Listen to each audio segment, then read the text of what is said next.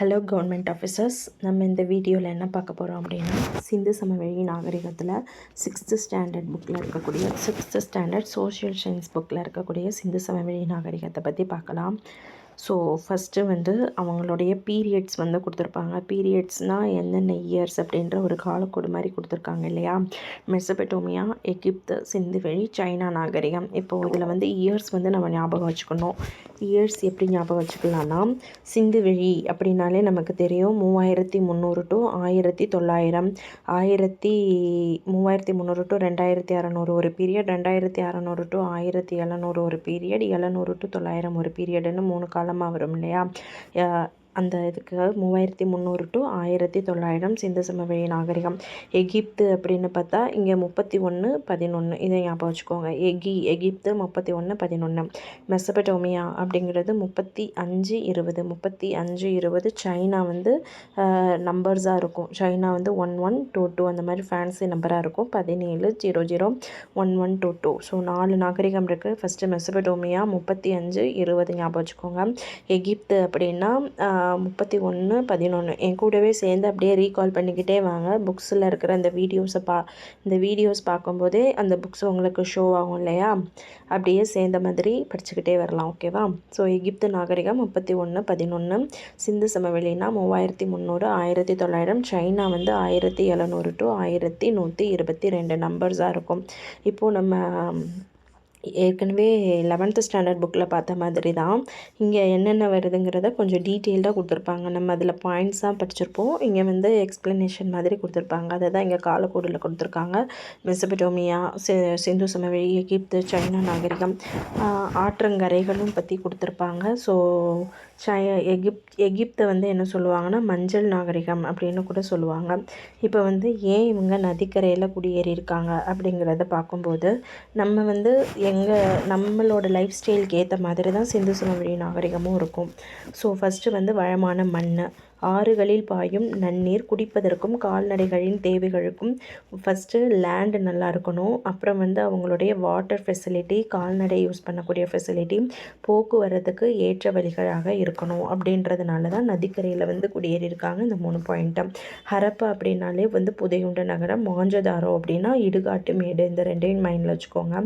So Harappa நாகரிகத்தின் இடிபாடுகளை வந்து first ஆராய்ச்சி பண்ணவங்க யாருன்னு பார்த்தா சார்லஸ் மேஷன் அப்படின்றவங்க அவங்க ஒரு புக்கில் வந்து சொல்லியிருப்பாங்க. ஸோ அந்த புக்கில் வந்து பாகிஸ்தானில் இருக்கக்கூடிய இந்த ஹரப்பா வந்து எங்கே இருக்குன்னா மேற்கு பஞ்சாபில் பாகிஸ்தான் மாவட்டம். இப்போது எக்ஸாமில் கேட்டாங்க இல்லையா, மாண்ட் கோமரி அப்படின்ற ஒரு மாவட்டத்தில் தான் வந்து இந்த ஹரப்பா வந்து இருக்கும். ஸோ மாண்ட் கோமரி அப்படின்ற மாவட்டம் அது எங்கே இருக்குன்னா பாகிஸ்தானில் மேற்கு பஞ்சாப் அந்த பிளேஸில் வந்து இருக்குது. ஸோ கிழக்கிந்திய கம்பெனியில் பணிபுரிந்த படை வீரரும் ஆராய்ச்சியாளரும் தான் இந்த சார்லஸ் மேஷன். ஸோ பாகிஸ்தானில் இருக்கக்கூடிய இந்தியாவின் வடமேற்கு பகுதியை பார்வையிட்ட போது அங்கே என்ன ஃபைண்ட் பண்ணியிருக்காங்க, செங்கல் திட்டுக்கள் இருப்பதாக கண்டுபிடிச்சிருக்காங்க.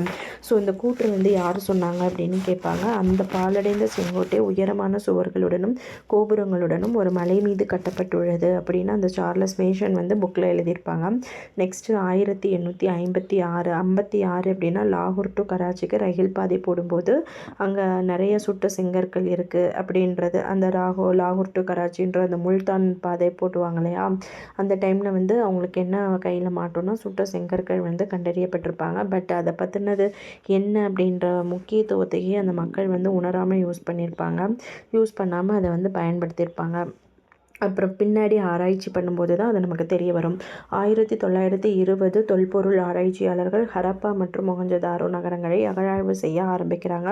24 வந்து இயக்குனராக யார் வராருன்னா John Marshall. So John Marshall வருகை தந்த ஆண்டு 1924. ஸோ 24னா ஜான்ஸ் மார்ஷல். ஆனால் இப்போ எக்ஸாமில் என்ன கேட்டாங்க, வீலர் வந்து 24 வந்திருப்பாருன்னு கேட்டாங்க. வீலர் வந்து 40 தான் 1940 தான் வந்திருப்பாங்க. சொல்கிறாங்க. ஓகேவா. ஸோ 1920 அகழ்வாராய்ச்சி நடக்குது. 24 வந்து இவர் வராரு, ஆய்வுத்துறையோட இயக்குனராக வராரு. ஸோ நாகரிகம் அப்படின்ற சொல் வந்து சிவிஸ் அப்படின்னு சொல்லக்கூடிய லத்தீன் சொல்லிலிருந்து எடுத்திருக்காங்க. லத்தீன் அப்படின்ற சொல்லிலிருந்து நாகரிகம்னா நகரம் அப்படின்னு ஆகும். ஸோ இந்த ஜான் மார்ஷல் வந்து என்ன பண்ணுறாருன்னா ரெண்டுக்கும் என்னென்ன அம்சங்கள் இருக்குது அப்படின்றத ஃபைண்ட் பண்ணுறாரு. இவை இரண்டுமே ஒரு பெரிய நாகரிகத்தை சார்ந்த வெவ்வேறு பகுதிகள் என்ற முடிவுக்கு வந்துட்டார். ஸோ ரெண்டுமே டிஃப்ரென்ஸ் தான், ரெண்டுமே பெரிய நகரம் வேறுபாடுகள் இருக்குது. இது ரெண்டும் வந்து மட்பாண்டங்களுக்கிடையே சிறிய அளவு வேறுபாடு இருப்பதை வந்து கண்டுபிடிச்சு ஹரப்பா அப்படிங்கிறத வந்து ஃபைனல் பண்ணுறது என்ன சொல்கிறாருன்னா, ஹரப்பா நாகரிகம் மொஹஞ்சதாரோவை விட பழமையாக தான் இருக்குது. மொஹஞ்சதாரோன்னு சொல்லக்கூடிய அந்த இடுகாட்டு மேடை விட பழமையான நகரமாக இருக்குது அப்படின்றத வந்து ஜான் மார்ஷல் வந்து முடிவு பண்ணிட்டார். இப்போ வந்து 861 வந்து அலெக்சாண்டர் கன்னிங்காம் வருவார். 856 861 865ன்னு 3 இயர்ஸ் வந்து கொடுத்துருப்பாங்க புக்கில். 1856 61 அப்புறம் வந்து 65ன்னு 11th ஸ்டாண்டர்ட் புக்கில் கொடுத்துருப்பாங்க. ரீகால் பண்ணிக்கோங்க. So ASI archaeological survey of India, இவர் ஒரு நில அளவையாளர். ஸோ இதோட ஹெட் குவார்ட்டர் எங்கே இருக்குன்னா நியூ டெல்லியில் இருக்கு. இப்போ வந்து காலக்கோடு பார்க்கலாம். இந்த கால வரையறையில் வந்து என்ன சொல்லப்படுதுன்னா, கால வரையறை வந்து தெற்கு ஆசியா தான். நம்மளே ஒரு ஏஷியன் கண்ட்ரி தானே. ஸோ சவுத் ஏஷியாவில் தான் வந்து இது இருக்கும். ஸோ இது ஒரு வெண்கல காலம்.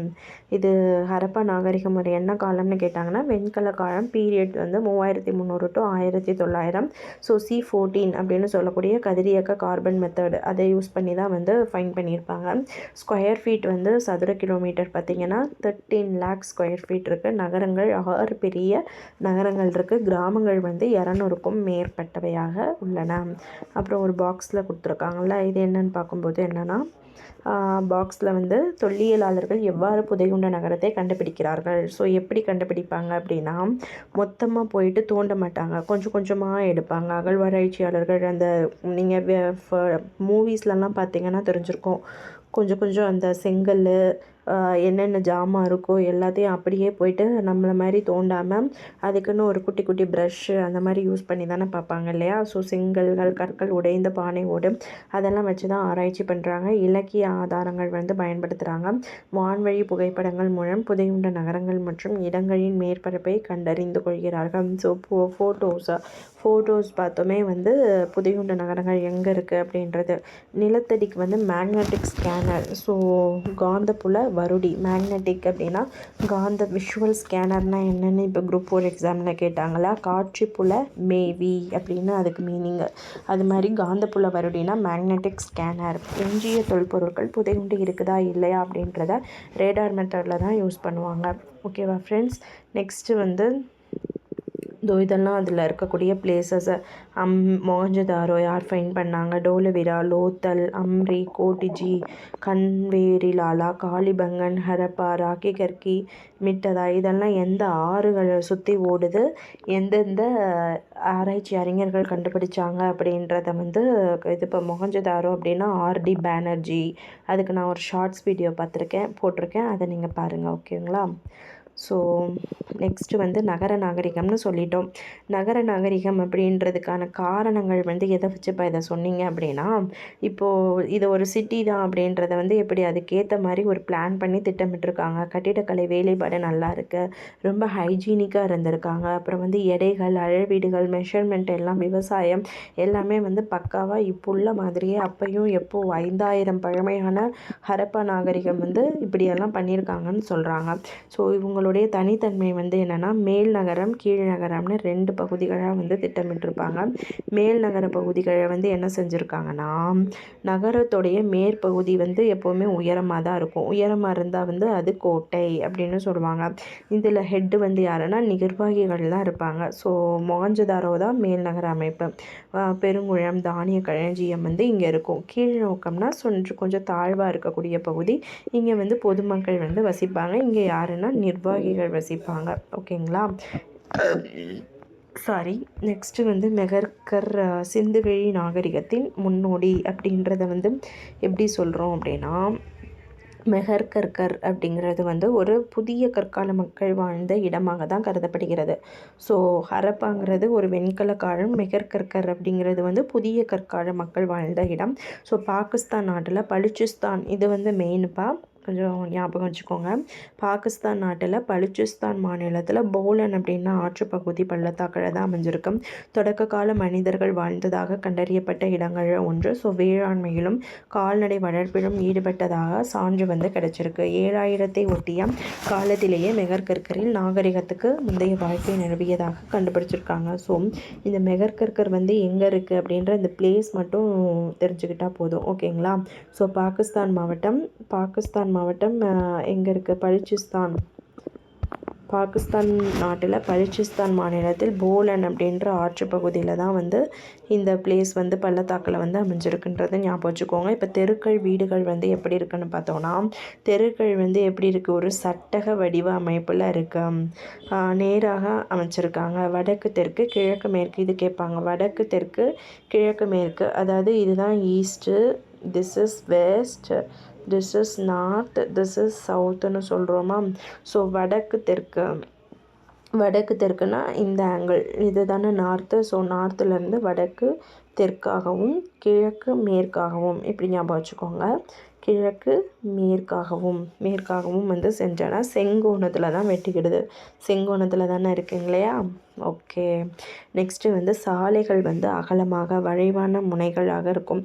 இப்போ தான் சிட்டியில் என்ன பண்ணியிருக்காங்க, ரோடெல்லாம் பெருசாக போடுறாங்க, கொஞ்சமாக இடம் விட்டு அங்கே வரைக்கும் வீட்டை கட்டி வச்சிடுறாங்க. அப்படியெல்லாம் இப்போ இருக்காது. நல்லா சாலைகள் ரோடு வந்து நல்லா ப்ராடாக கட்டியிருக்காங்க. அப்பப்போ எப்படி வளைவான முனைகளும் வந்து நல்லா அமைச்சிருக்காங்க. ஸோ வீடுகள் வந்து தெருக்களின் 2 ஓரங்களிலும் சீராக அமைக்கப்பட்டிருக்குது. வீடுகள் 1 அல்லது 2 மாடி அடுக்குகளை உடையனவாக காணப்படுகின்றன. இப்போ உள்ள மெத்தட் மாதிரி தான் 2 மாடி வீடெல்லாம் இருக்கு இல்லையா. மாடி வீடுகள் இருந்துச்சான்னு கேட்டால் இருந்துச்சு. ஸோ பல அறைகள், முற்றம், கிணறு, கழிவறை, குளியலறை, அப்புறம் வந்து சுட்ட செங்கற்களால் சுண்ணாம்பு கலவை தான். ஏன்னா சூரிய வெப்பத்தில் வந்து உலர வைக்கப்பட்ட செங்கற்கள் வந்து பயன்படுத்தியிருப்பாங்க. அப்புறம் வந்து செங்கற்கள் அப்படிங்கும்போது ஒரு சீரான அளவில் தான் இருந்திருக்கு. கூரைகள் வந்து சமதளமாக இருக்கும். கூரைகள் இருந்துச்சானா இருந்துச்சு, சுட்ட செங்கற்கள் இருந்துச்சு, மாடி வீடுகள் இருந்துச்சானா இருந்துச்சு. நம்ம வீடு மாதிரியே பல அறைகள் இருக்கும், முற்றம் இருக்கும், கிணறு இருக்கும். கேரளாலலாம் வந்து கிணறு அப்படின்ற ஒரு மெத்தடில் தான் வந்து கட்டியிருப்பாங்க. ஸோ அதே மெத்தடில் ஃபாலோ பண்ணியிருக்காங்க. அரண்மனை வழிபாட்டு தலங்களோ இருந்துச்சான்னு கேட்டால் இல்லை, ஓகேவா. அவங்களுக்குன்னு ஒரு பேலஸ் கிடையாது, டெம்பிள் கிடையாது. ஏன்னா அவங்க தாய் தெய்வ வழிபாடு இயற்கை முறையை தான் வழிபட்டாங்கன்னு நம்ம 11th ஸ்டாண்டர்டில் படித்தோம் இல்லையா. ஸோ அதுக்கு தான் 11th ஸ்டாண்டர்டை ஓரளவு ரீகால் பண்ணிவிட்டு 6th படிக்கும்போது உங்களுக்கு இன்னும் கொஞ்சம் ஈஸியாக இருக்கும். அதில் இம்பார்ட்டன்ட் டேட்டாலாம் கொடுத்துருப்பாங்க 11th ஸ்டாண்டர்ட் புக்கில். ஓகே ஃப்ரெண்ட்ஸ், நெக்ஸ்ட்டு வந்து நம்ம கழிவுநீர் அமைப்பை பற்றி பார்க்கலாம். கழிவுநீர் அமைப்புனா இப்போ நம்ம எப்படி பைப்பிங் மெத்தட் யூஸ் பண்ணுறோமோ, அவங்க வந்து பைப்பிங் மெத்தட் இல்லாமல் நீர் வடிகால் மெத்தட் யூஸ் பண்ணியிருப்பாங்க. அதாவது கழிவு வந்து இப்படி இருக்கா, செங்கற்களை வச்சு தான் கல்தட்டைகள் வச்சு நிறைய கல்தட்டையாக இருக்குது பார்த்திங்களா, அந்த கல்தட்டையை வச்சு இப்படி மூடியிருக்காங்க. இந்த மாதிரி நீர் வடிகால் மெத்தட் தான் இவங்க யூஸ் பண்ணுறாங்க. வடிகால் கழிவுநீர் தேங்காமல் செல்றதுக்கு லேசான மென் சரிவை வந்து கொண்டிருக்கும். கழிவுப் பொருட்களை அப்புறப்படுத்துவதற்கான துளைகளும் சரியான இடைவெளியில் அமைச்சிருக்காங்க. வீட்டிலேருந்து கழிவுநீர் வந்து பல தெருக்களின் கீழே வந்து அமைக்கப்பட்டிருந்த குழாய்கள் மூலமாக இருக்கும். ஸோ அந்த பெருங்குளம் அப்படிங்கிறது எங்கே இருக்குது? மொஹஞ்சதாரோ. பெருங்குளம், தானிய களஞ்சியம், அப்புறம் வந்து அந்த நடனமாடும் பெண், இதெல்லாம் நம்ம எங்கே இருக்குதுன்னு ஃபைண்ட் பண்ணோம், மொஹஞ்சதாரோவில் தான் இருக்குது அப்படின்னு தெரிஞ்சுக்கிட்டோமா.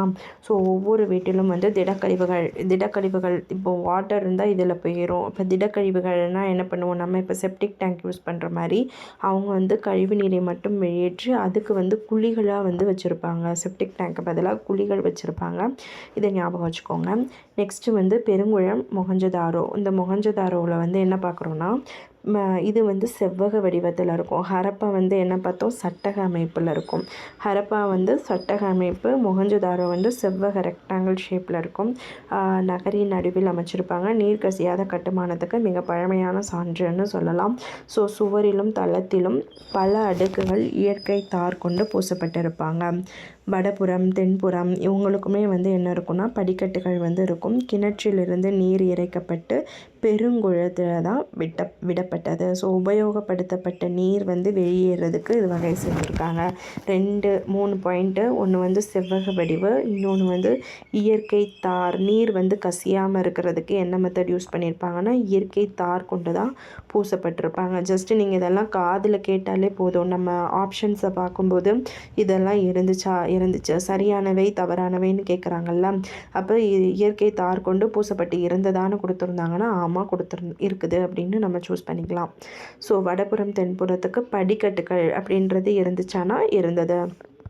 எல்லாமே கிணத்துலேருந்து தண்ணியெல்லாம் எங்கே விடுவாங்கன்னா பெருங்குளத்தில் விடுவாங்க. அந்த 4 பாயிண்ட் வந்து மொஹஞ்சதாரோ. நெக்ஸ்ட்டு வந்து ஹரப்பா அப்படிங்கும்போது அந்த மதகுரு வந்து இங்கே வருவாங்க. நடனமாடும் பெண் வந்து மொஹஞ்சதாரோவுக்கு வருவாங்க. ஞாபகம் இருக்குங்களா? நெக்ஸ்ட்டு தானிய களஞ்சியம் வந்து இங்கே தான் இருக்குது. சுட்ட செங்கற்களால் அடித்தளமிட்ட பெரிய உறுதியான கட்டட அமைப்பும் சேர்த்து வைப்பதற்கான பகுதியாக பயன்படுத்தப்படுறாங்க. இவங்களோட ஃபுட்டு வந்து என்னென்னு பார்த்தீங்கன்னா கோதுமை, பார்லி, திணை, எள், பருப்பு இந்த மாதிரி எல்லாமே நம்ம மில்லட்ஸ் ஐட்டம் அதை ஞாபகம் வச்சுக்கோங்க. அந்த மாதிரி ஃபுட்டு சாப்பிட்ருக்காங்க. செங்கற்களால் சுட்டப்பட்ட தானிய களஞ்சியம் வந்து இப்போ ஹரியானா ராகி கர்கி அப்படின்றது வந்து தானிய களஞ்சியம். இது ஒரு பாயிண்ட்டாக. ஸோ இது வந்து முதிர்ச்சி அடைந்த ஹரப்பா காலத்தை சேர்ந்தது. இந்த ராகி கர்கி ஹரியானா அப்படிங்கிறது முதிர்ச்சி அடைந்த ஹரப்பா காலத்தை சார்ந்தது. அதாவது இதில் ஒரு 4-5 ஸ்டேட் வந்து வரும். எந்த ஸ்டேட்னால் நம்ம அந்த இமேஜில் பார்த்தோம் பாருங்கள். இமேஜில் பார்த்தோம்ல, இந்த மேப்பில் பார்த்துருக்கக்கூடிய இந்த 4-5 ஸ்டேட் வரும். நீங்கள் இந்த 4-5 ஸ்டேட்டு தான் மேஜராக இதில் வந்து இது பண்ணியிருப்பாங்க. அப்போது நீங்கள் 3 மெத்தட் வந்து இதில் தெரிஞ்சுக்கணும். ஃபஸ்ட்டு மெத்தட் வந்து என்னென்னா இந்த பிளேசஸ் எல்லாம் எந்த ஸ்டேட்டு அப்படின்றத ஃபஸ்ட்டு தெரிஞ்சுக்கணும். அப்புறம் இந்த இதை வந்து யாரெல்லாம் ஃபைன் பண்ணாங்க அப்படின்னா அந்த ஃபைன் பண்ணின அறிவியல் ஆராய்ச்சியாளர்களுடைய நேம் வந்து தெரிஞ்சுக்கணும்.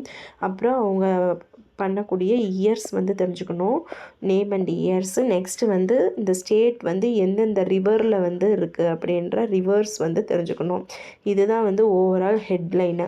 இதை நீங்கள் தெரிஞ்சுக்கிட்டு நெக்ஸ்ட்டு உள்ளக்க வரும்போது பார்த்திங்கன்னா ஓகே அப்போ டோலவிரா அப்படின்னா குஜராத், ராக்கி கர்கி அப்படின்னா ஹரியானா, அந்த மாதிரி உங்களுக்கு தெரிஞ்சுக்க முடியும். ஸோ ஹரியானா மாநிலத்தில் ராகி கர்கியில் என்ன கண்டுபிடிச்சாங்கன்னு பார்த்தீங்கன்னா தானிய களஞ்சியம். இப்போ குஜராத் அப்படின்னா லோத்தல் கண்டுபிடிச்சிருப்பாங்க. குஜராத்தில் வந்து என்ன கண்டுபிடிச்சிருப்பாங்கன்னா குஜராத்தில் லோத்தல் மாவட்டத்தில் துறைமுகம் கண்டுபிடிச்சிருப்பாங்க. யார்? நம்ம எஸ்ஆர் ராவ். அதெல்லாம் நம்ம 11th ஸ்டாண்டர்ட் புக்கில் பார்த்தோம். ஸோ அந்த மாதிரி தான் ஒவ்வொரு ஸ்டேட்டுக்கு என்னென்ன சிறப்பம்சங்கள் அப்படிங்கிறத நீங்கள் தெரிஞ்சுக்கோங்கப்பா. அப்புறம் மாபெரும் கட்டடங்கள். இதில் கட்டடங்கள் வந்து எப்படி இருக்குது அப்படின்னா மொஹஞ்சதாரோவில் இருக்கக்கூடிய கட்டடங்கள் வந்து பொதுக்கூட்டம், கூட்ட அரங்கு, எவ்வளோ கூட்டம் வேணாலும் வந்து தங்கலாம் அந்த மாதிரி இருக்கும். ஸோ 20 தூண்கள் 4 வரிசைகளாக இருக்குது. 20 தூண்கள் எத்தனை வரிசை? இங்கே ஒன்று அப்படின்னு அந்த ஸ்கொயர் ஷேப்பில் இருக்கா. ஸோ 4 வரிசைகளாக வந்து இருக்குது. நெக்ஸ்ட்டு வந்து பெரும் வணிகர்களாக இருந்திருப்பாங்க. ஸோ இந்த வணிகத்தை ஏற்றுமதி பண்ணக்கூடிய இடம் தான் என்ன இடம் அப்படின்னா மெசபடோமியா நம்ம 11th ஸ்டாண்டர்ட் புக்கில் படிச்சிருப்போம்.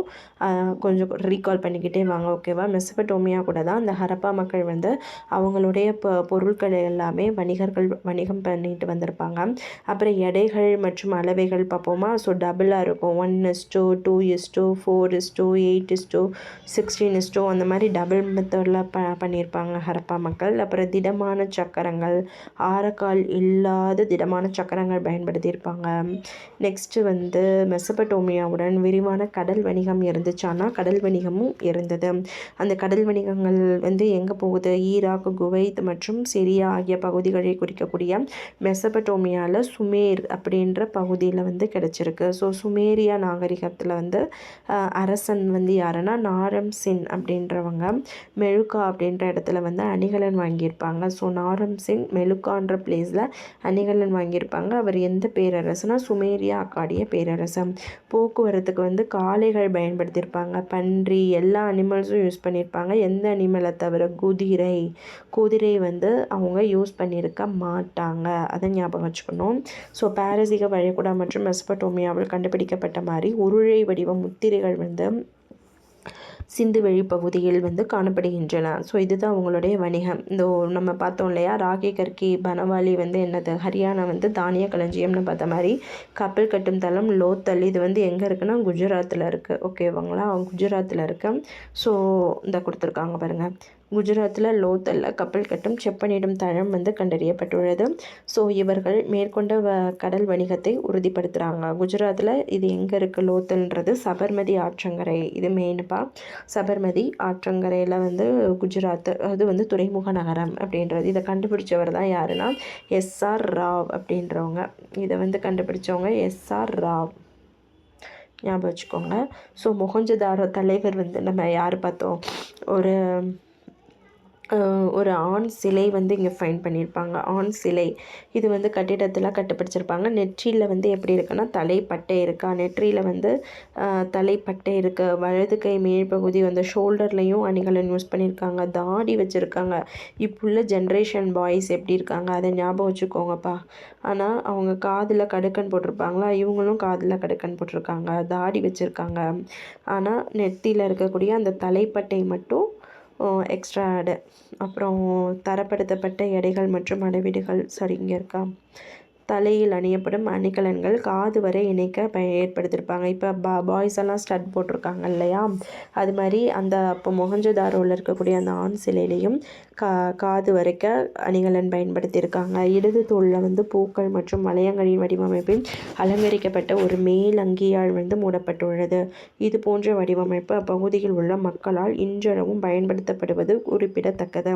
ஸோ தொழில்நுட்பம்னு பார்த்திங்கன்னா சிந்து சமவெளி நாகரிக மக்கள் வந்து தரப்படுத்தப்பட்ட எடைகள் மற்றும் அளவீடுகள் வந்து உருவாக்கியிருக்காங்க. குஜராத் மாநிலத்தில் உள்ள லோத்தலில் கண்டுபிடிக்கப்பட்ட தந்தத்தினாலான அளவுகோல் வந்து 170 மில்லிமீட்டர். இது வந்து ஞாபகம் வச்சுக்கோங்க. இன்னொன்று வந்து நம்ம 11th புக்கில் படிச்சிருப்போம். 1 இன்ச் = எவ்வளோ, 13.65 கிலோகிராம் அப்படின்ற மாதிரி படிச்சிருப்போம். அது ஞாபகம் வச்சுக்கோங்க.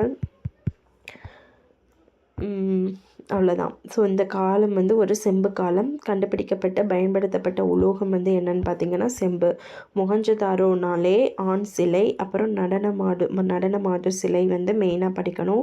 இவங்க வந்து வெண்கல காலம். சர் ஜான் மார்ஷல் வந்து இந்த சிலையை பார்த்து என்ன சொல்லியிருக்காங்க அப்படின்னா, இது ஒரு காலத்துடைய உருவாக்க முறையை சார்ந்தது அப்படின்னு நம்புறதுக்கே கடினமாக இருக்குது. பிகாஸ் இது மாதிரி பண்டைய மக்களுக்கு கிரேக்க காலம் வரைக்கும் தெரியலை. இவை ஏறத்தாழ 3000 ஆண்டுகளுக்கு முற்பட்டதாக இருக்கலாம் என நினைக்கிறாங்க.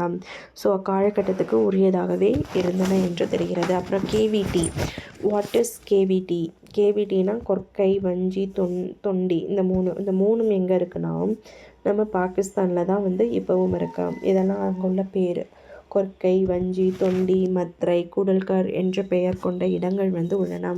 கொற்கை, பூம்புகார் போன்ற சங்ககால நகரங்கள் மற்றும் துறைமுகங்களின் பெயர்களுடன் உள்ள இடங்கள் ஆப்கானிஸ்தானில் வந்து இருக்குது. ஸோ இந்த பாகிஸ்தானில் இருக்கக்கூடிய பிளேசஸ், அப்புறம் துறைமுக நகரங்கள் கொற்கை, பூம்புகார் இந்த மாதிரி துறைமுக நகரங்கள் வந்து ஆப்கானிஸ்தான்லேயும் இருக்கும். ஆப்கானிஸ்தானில் இருக்கக்கூடிய ஆறுகள் வந்து என்னென்னா, இப்போ நம்ம காவேரி, பொருணை நதி அப்படின்னு சொல்கிறோம் இல்லையா, அவங்க வந்து காவிரி மற்றும் பொரோன்ஸ் அப்படின்னு சொல்லியிருக்கிறாங்க. நெக்ஸ்ட்டு வந்து பாகிஸ்தானில் இருக்கக்கூடிய ஆறுகள். ஆப்கானிஸ்தான் வந்து காவிரி, பொரோன்ஸ். பாகிஸ்தானில் உள்ள ஆறுகள் காவேரி, வாழா மற்றும் பொருணை நதி. நம்ம சொல்கிற மாதிரி தான் காவேரி, பொருணை நதின்னு சொல்கிற அந்த இந்தியா பாகிஸ்தான் அந்த மாதிரி தான் பாகிஸ்தானுடைய ஆறுகளும் வந்து பெயர்களாக வைக்கப்பட்டு உள்ளன. ஓகேங்களா. நெக்ஸ்ட்டு சிந்து சமவெளியில் வந்து மறைந்த பொக்கிஷங்கள் என்னென்ன அப்படின்னு பார்த்தா, நம்ம யூஸ் பண்ண மாதிரி காட்டன் ட்ரெஸ் தான் போட்டிருக்காங்க. அப்புறம் நூலை சுற்றி வைக்கிறதுக்கு சுழல் அச்சுக்கள் வந்து நூற்கவும் செஞ்சுருக்காங்க. கம்பளி ஆடைகள், உள்ளன்ஸும் போட்டிருக்காங்க, காட்டன் ட்ரெஸ்ஸும் போட்டிருக்காங்க. ஓகேங்களா. அப்புறம் அன்பும் அமைதியும், அதாவது படை வந்திருக்கான்னு கேட்டால் வந்ததுக்கான அறிகுறி தெரியலை, ஆதாரமும் கிடைக்கவில்லை. சில ஆயுதங்கள் மட்டுமே அங்கேருந்து கிடச்சிருக்கு.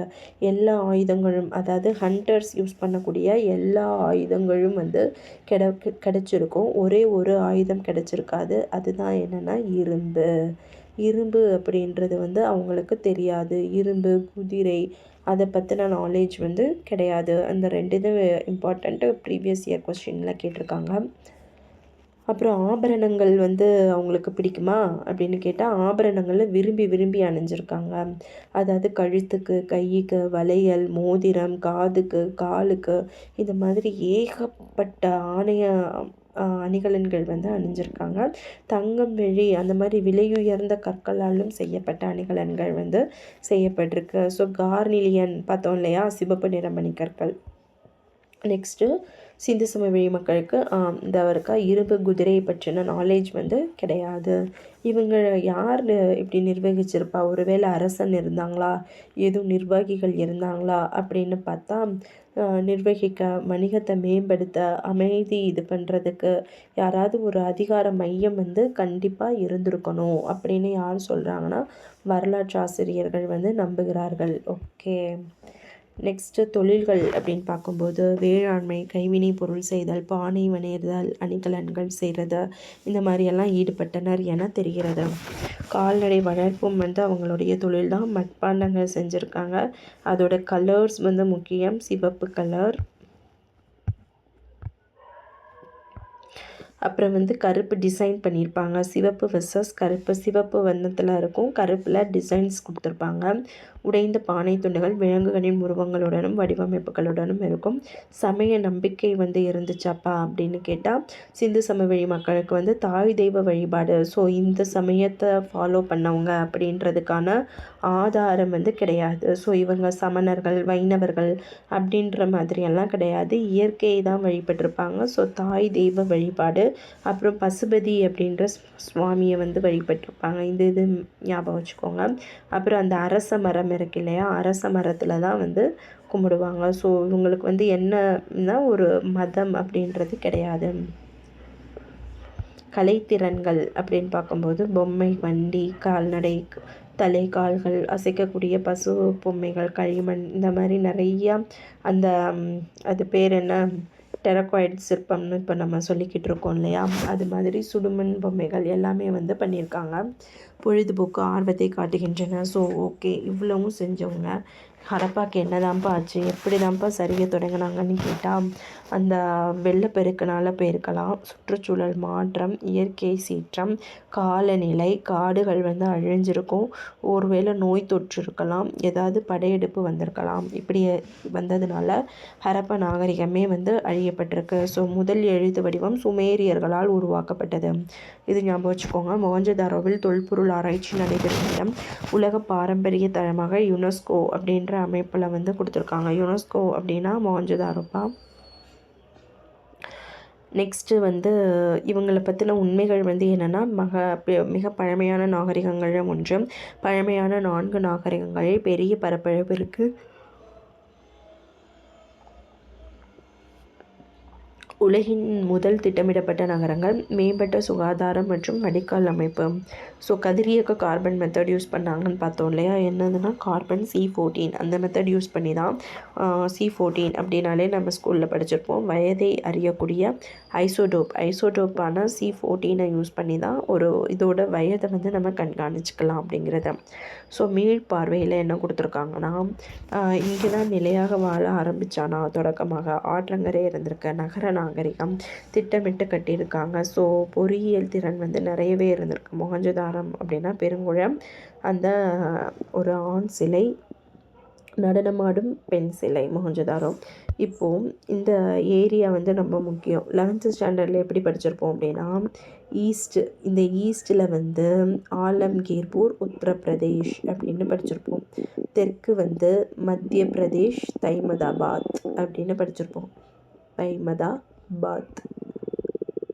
தைமதாபாத் ஓகேங்களா.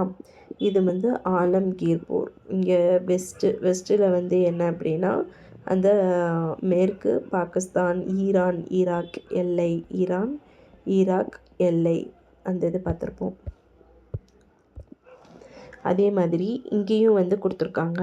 ஸோ மேற்கு அப்படின்னா நம்ம அந்த பலுச்சிஸ்தான், ஆப்கானிஸ்தான் அந்த இடத்துல வந்து பலுச்சிஸ்தான்லேருந்து மக்ரான் கடற்கரை வரை. கிழக்கே அப்படின்னு பார்க்கும்போது கிழக்கே வந்து என்ன கொடுத்துருக்காங்கன்னா காக்கர் நதி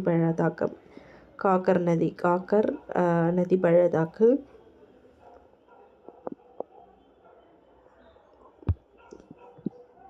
தெற்கே வந்து மகாராஷ்டிரா வரைக்கும் தைமதாபாத். நார்த்து வந்து பார்த்திங்கன்னா வடகிழக்கு வந்து இந்த பிளேஸ் வந்து என்னது ஆப்கானிஸ்தான். திஸ் பிளேஸ் வந்து ஆப்கானிஸ்தான். இதை மெயினாக ஞாபகம் வச்சுக்கோங்க. நெக்ஸ்ட்டு வந்து கிசா பிரமிடு. இந்த கிசா பிரமிடை பற்றி கொஞ்சம் பாயிண்ட்ஸ் கொடுத்துருக்காங்க. 2500 குஃபு மன்னனால் சுண்ணாம்பு கல்லால் கட்டப்பட்டது. 2500 இந்த கிசா பிரமிடு வந்து யார்? குஃபு மன்னன் சுண்ணாம்பு கல். எப்படி ஞாபகம் வச்சுக்கலான்னா கிசா வந்து கிசா கிச்சனில் இருந்தால் கிச்சன், ஓகேவா? கிசானா கிச்சன். கிசாவில் வந்து என்ன வரும்? கும்பு கும்புன்னு புகை வருமா? ஸோ குஃபு மன்னன். கிசானா கிச்சன், கும்பு கும்புன்னு புகை வரும். உர் ஜிகுராட்டில் வந்து என்னென்னா மெசபடோமியா, இது ஒரு சுமேரியர் காலம். நம்மு அப்படின்ற ஒரு அரசனால் சின் என்ற சந்திர கடவுளுக்கு கட்டப்பட்டது.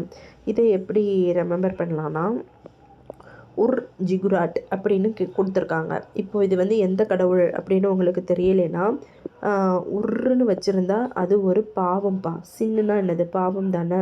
ஸோ உருன்னு மூஞ்சி வச்சுருந்தா அது ஒரு பாவம். ஸோ சின்னுனா பாவம். அப்போது அது சின் அப்படின்றது வந்து என்னது? சந்திர கடவுளுக்கு.